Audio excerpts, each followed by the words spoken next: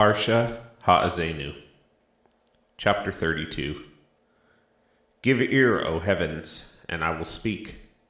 Let the earth hear the words of my mouth. May my teaching trickle like rain, my speech distill like dew, like gentle rain on new grass, like showers on tender plants. For I will proclaim Adonai's name, ascribe greatness to our God. The rock, blameless is his work. Indeed, all his ways are just. God of faithfulness without iniquity, righteous and upright is he. Did it corrupt him? No. The blemish is his children's, a generation crooked and twisted. Is this how you pay back Adonai, O foolish, unwise people? Isn't he your father who ransomed you? He made you and established you. Remember the days of antiquity. Understand the years across generations. Ask your father and he'll tell you, your elders, and they will say to you. When Elion gave nations their heritage, when he separated the sons of man, he set boundaries for the people by the number of Bnei Israel. But Adonai's portion is his people. Jacob is the share of his inheritance. He found him in the wilderness land, in the void of a howling waste. He surrounded him, cared for him, guarded him as the pupil of his eye. As an eagle stirs up its nest, hovers over its young, he spreads his wings, catches him, lifts him up on his pinions. Adonai alone guided him. There was no foreign god with him. He made him mount the heights of the land, so he ate the produce of the field. He suckled him with honey from a rock, with oil from a flinty boulder, butter of cattle and milk of a flock, with fat of lambs, rams of the Bashan, and he-goats, with fat of the kidneys of wheat, and the blood of grapes you drank. But Jeshurun grew fat and kicked. You got fat, you grew thick, you gorged. He forsook God who made him. He mocked the rock of his salvation. They made him jealous with strangers. With abominations they angered him.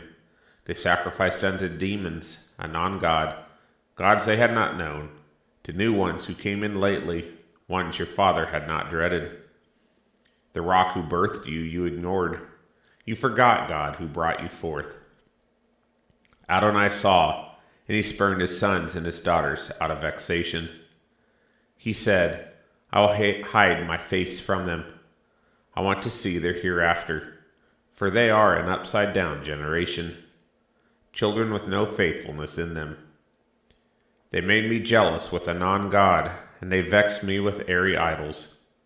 So I will make them jealous with a non-people. With a foolish nation I will vex them. For fire has ignited in my nostrils. It will burn to Sheol beneath, devour the earth and her produce, and scorch the foundation of the mountains. I will heap calamities upon them, and with my arrows I shall finish them. Wasted by famine, ravaged by plague, and pestilence so bitter, fangs of beasts I'll let loose on them, with venom of creepers in the dust. Outside the sword deals death, and inside terror, to both young men and young women, infants and men of gray hair. I would have said, I will hack them to pieces and make the memory of them ceased from mankind. Except I dread the taunt of the enemy, lest their foes misconstrue, and lest they say, our hand is held high, and Adonai has not done all this. For they are a nation lacking counsel. Among them is not understanding. If they were wise, they would discern this. They would understand their hereafter. How can one chase 1,000, and two put 10,000 to flight?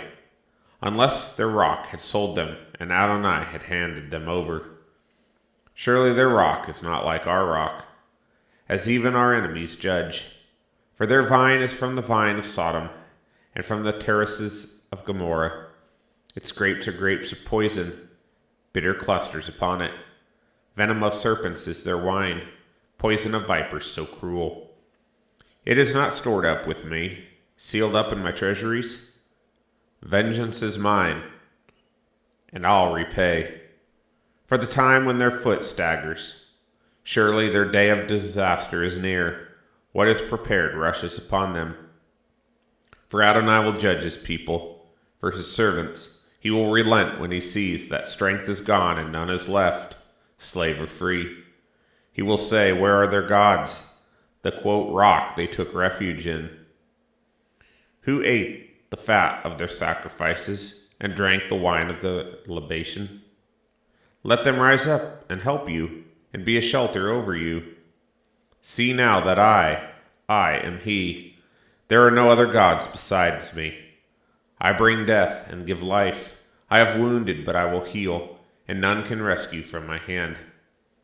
Yes, I lift my hand up to heaven and say, as I myself live forever, when I sharpen my lightning sword and my hand seizes it in judgment, I will return vengeance upon my foes, and those who hate me I will pay back. I will make my arrows drunk from blood, and my sword will devour flesh, the blood of the slain of the captive, the head of the leaders of the enemy.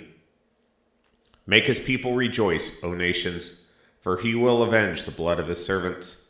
He will return vengeance upon his foes and atone for the land of his people. Then Moses came and spake all the words of this song in the ears of the people, he and Joshua son of Nun. When Moses finished speaking all these words to all Israel, he said to them, put in your hearts all the words that I call as witness against you today, that you may command your children to keep and do all the words of this Torah. For it is not an empty thing for you, because it is your life. By the word you will prolong your days on the land, which you are going over the Jordan to possess.